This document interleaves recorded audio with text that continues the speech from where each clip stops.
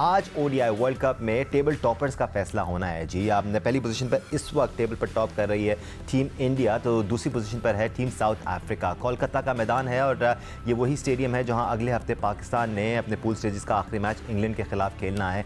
आज भारत और south Africa में से जो भी जीतेगा वो टेबल पर टॉप करेगा। और अब तक भारत एक भी मैच नहीं हारी है, साउथ अफ्रीका को एक मैच में शिकस्त हुई है। अपडेट कोलकाता से ये आई है ताज़ा तरीन के रोहित शर्मा जो भारतीय कप्तान, उन्होंने टॉस जीतकर पहले बैटिंग करने का फैसला किया है, यानी कि एक लंबा चौड़ा टोटल आज एक बार फिर भारतीय टीम स्कोर बोर्ड पर प्लेस करना चाहती है। और south African captain Temba Bavuma पूरा जम लग रहे थे कि इस टोटल को चेज डाउन करेंगे, एक चैलेंज के तौर पे ले रहे हैं वो उसको।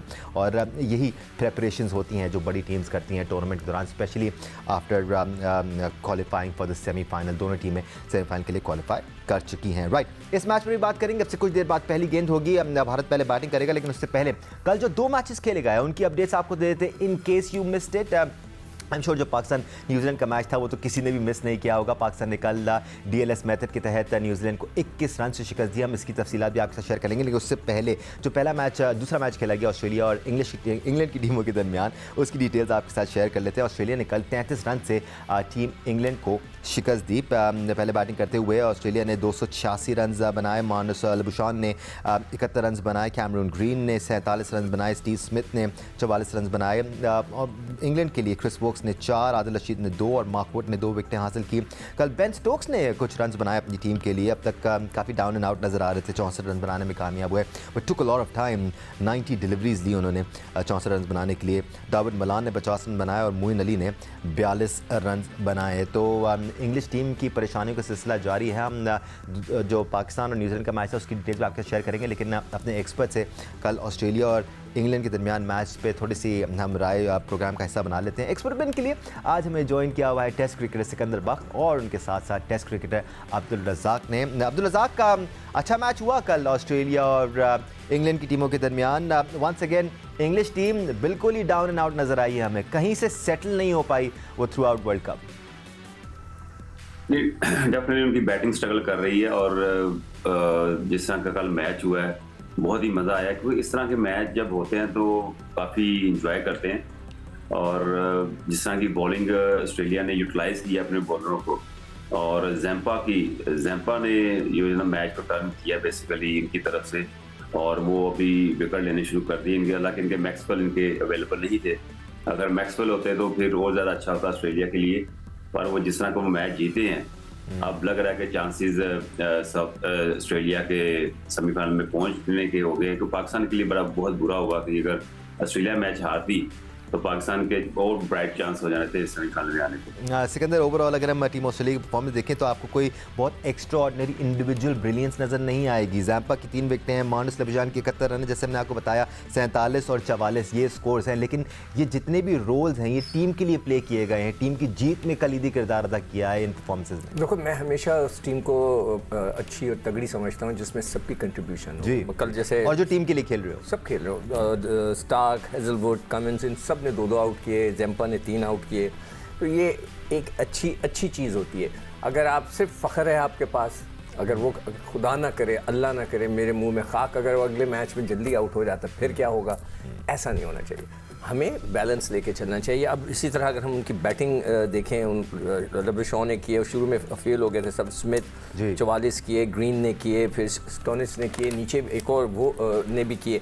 तो ये एक अच्छी चीज़ होती है जब कंट्रीब्यूशन सब की तरफ से हो, तो इट्स अ टीम वर्क। अगर इंडिविजुअल पे आ जाते हैं कि जी सिर्फ शाहीन आउट करेगा तो भैया हम लोग जीतेंगे, अगर शाहीन ने आउट कर दिए तो हम नहीं, नसीम शाह नहीं है, हो नसीम शाह नहीं है, नसीम शाह नहीं है, ये नहीं होना चाहिए। ये टीम नहीं कहलाती।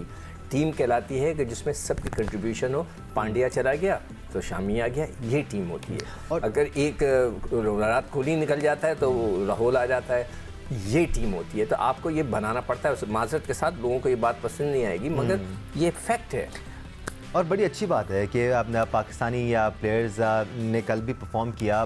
पाकिस्तान के आईसीसी रैंकिंग्स में आपको टॉप पोजीशन नज़र आएंगे, लेकिन एट द सेम टाइम अगर आपकी टीम मैचेस जीत नहीं रही है तो कहीं ना कहीं सवालिया निशान ज़रूर खड़ा होता है। हम अब पाकिस्तान और न्यूजीलैंड के मैच की भी बात कर लेते हैं। आई एम श्योर किसी ने भी मिस नहीं किया होगा, but in case you missed it, ज़रा नज़र डाल लेते हैं कि कल इस मैच में क्या हुआ। कल पाकिस्तान ने टॉस जीता और पहले बैटिंग करने की दावत दी न्यूजीलैंड को। एवरीबडी वाज वरीड कि ये क्या हो गया है, या कैसे बाबर आजम ने पहले उनको बैटिंग करने की दावत दे दी। बट अगर गेम के कॉन्टेक्स्ट को देखा जाए तो एक तरह से सेंसिबल फैसला था, बिकॉज फिर आपने डीएलएस मेथड को भी यूटिलाइज करना था। कल पहले बैटिंग करते हुए न्यूजीलैंड ने 401 रन बनाए पाकिस्तान के खिलाफ। रचुन रविंद्रा एक बार फिर एक्स्ट्रा ऑर्डिनरी एक्सेप्शनल बैटिंग का मुजाहरा किया। उन्होंने 108 रन बनाए 94 गेंदों पर। केन विलियमसन थम इंजरी के साथ खेल रहे हैं, फ्रैक्चर था उनकी थम में, वापस आए और 79 गेंदों पर 95 रन बनाए। ग्लेन फिलिप्स ने एक बहुत ज़बरदस्त कैमियो खेला, 25 गेंदों पर 41 रन बनाए।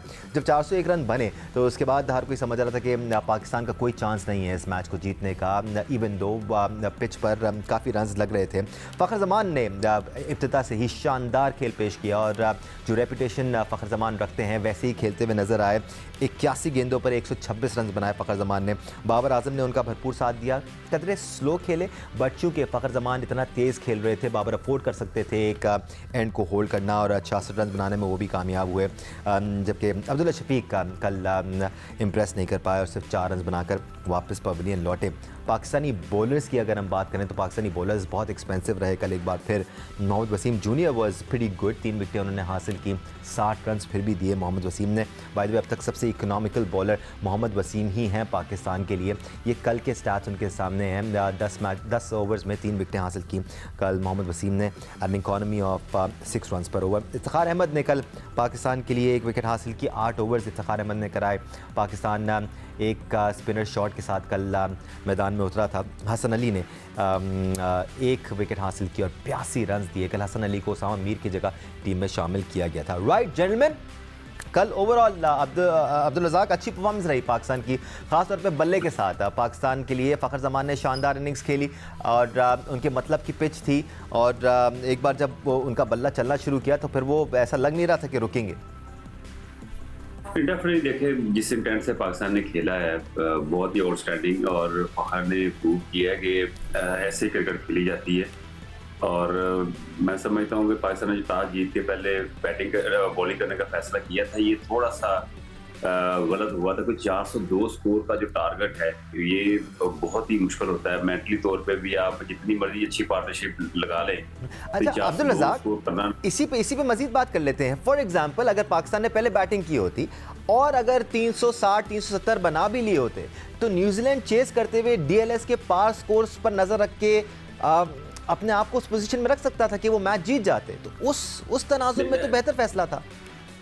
डेफिनेटली देखें, पर इतना हम एक्सपेक्ट नहीं कर रहे थे स्कोर ना। हम भी सोच रहे थे कि शायद न्यूजीलैंड 350, 360 या 70 रन बनाएगी, क्योंकि डे मैच था ना, इसमें हाईली मैचेस जो हाई स्कोर होता है वो होता है। और देखिए सम टाइम अगर ये आप एशिया में खेल रहे हैं, यहाँ की प्रेडिक्शन जो होती है वेदर की इतनी कंफर्म नहीं होती कि आप कह दें कि जी इतने बजे बारिश होनी है, तो वो तो चलो लकली बारिश हुई। और जिस तरह फ़खर ने खेला है, अगर फ़खर आउट हो जाते तो ये बड़ा मुश्किल हो जाता है हमारे लिए, ये इतना ये टोटल को देखना भी। और जिस तरह हम अहेड थे डकवर्थ लुईस से, तो वो एक प्लस पॉइंट था फ़खर के छक्के।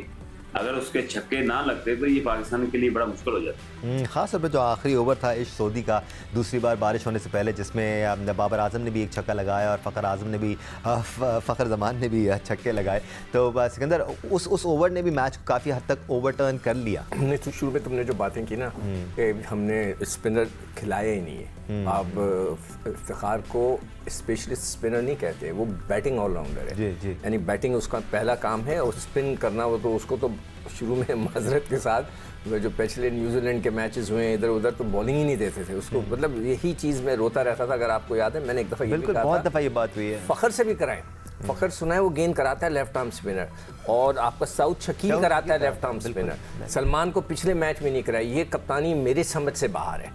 यही वजह है कि मैंने जब कप्तान साहब के लिए ये कहा था कि वो मुझे प्रूफ करें कि वो मैं गलत कह रहा हूँ। तो ये देखें, हर अच्छा कप्तान जो होता है अपने पास जितने ऑप्शंस होते हैं उनको थोड़ा थोड़ा यूटिलाइज करता रहता है, बावक्त ज़रूरत काम आ जाए। ठीक है ना, हर आपके पास है एक चीज़। नंबर 1, कल जो सबसे अच्छी चीज़ हुई है वो ड्रेसिंग रूम की हुई है। मुझे एक मैच याद आ गया, मैंने उसको निकाला है। ये कद्दाफी स्टेडियम में मैच हुआ था, श्रीलंका वर्सेस अफगानिस्तान।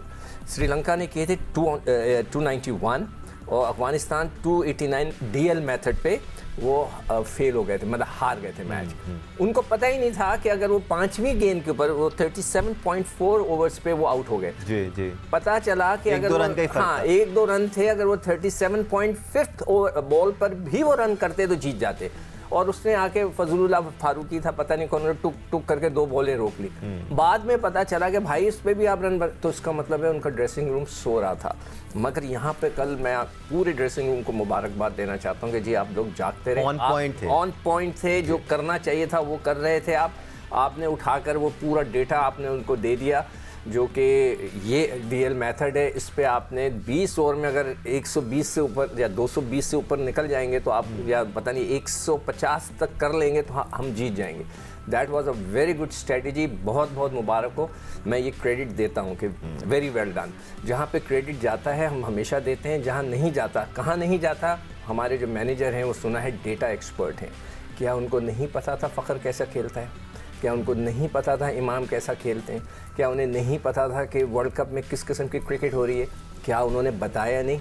100% बताया होगा, मगर उनकी सुनी नहीं गई होगी। तो ये चीज़ें जो आप देखें, जो गलत हो रही हैं चीज़ें, वो हम ज़रूर बताएंगे, पॉइंट आउट करेंगे, आपको मुबारकबाद दे रहे हैं। You have done a wonderful job. कल का जो क्रेडिट जाता है ना जीत का, मैं समझता हूँ जिसने भी डीएल मेथड का जो लाके दिया उनको और बोला इसके मुताबिक चेस करो, दैट वाज वंडरफुल। ये सारी चीज़ें टीम मैनेजमेंट के पास अवेलेबल होती हैं, बट वही बात है ना कि आप किस तरह इंफॉर्मेशन का तबादला कर रहे हैं, किस तरह आप अपने प्लेयर से बात कर रहे हैं कि जी अच्छा आप बैटिंग करने जा रहे हैं, आपको इतने रन्स पर ओवर दरकार हैं, लेकिन साथ साथ आपने पार स्कोर पर भी नज़र रखनी है। बारिश होने वाली है, डीएलएस मेथड के तहत भी इस मैच का फैसला हो सकता है। और देखो, जब भी टॉस होता है, तुम्हें याद हो, मैं हमेशा कहता हूँ जहाँ डीएल मेथड का, मैं भी कल कह रहा था यार, मैं थोड़ा सरप्राइज हुआ, मगर डीएल मेथड को आना था शायद बारिश की वजह से। That made it sensible. फिर उस वक्त मैं हमेशा कहता हूँ कि जब आपको बारिश का खतरा हो तो chase, why you have the target. कल यही हुआ ना, 400 रन के बावजूद भी वी हैव द टारगेट कि जी ये टारगेट है और हमने अचीव कर लिया। एक तो बारिश का सिनेरियो था सिकंदर, और दूसरा आप चाहते हैं कि इन सिचुएशन में मैच अपने हाथ में रखा जाए। आपको रन रेट को भी मद्देनज़र रखना था, इतने ओवर्स तक चेस करना है ताकि आपका नेट रन रेट बेहतर हो सके, इन चीज़ों पर भी फोकस करना था। तो ऐसी सूरत में चेस करने को तरजीह देती हैं बहुत सारी टीमें। वो अलग बात है, कुछ टीम बहुत कॉन्फिडेंट होती हैं पहले बैटिंग करते हुए, and they take that decision.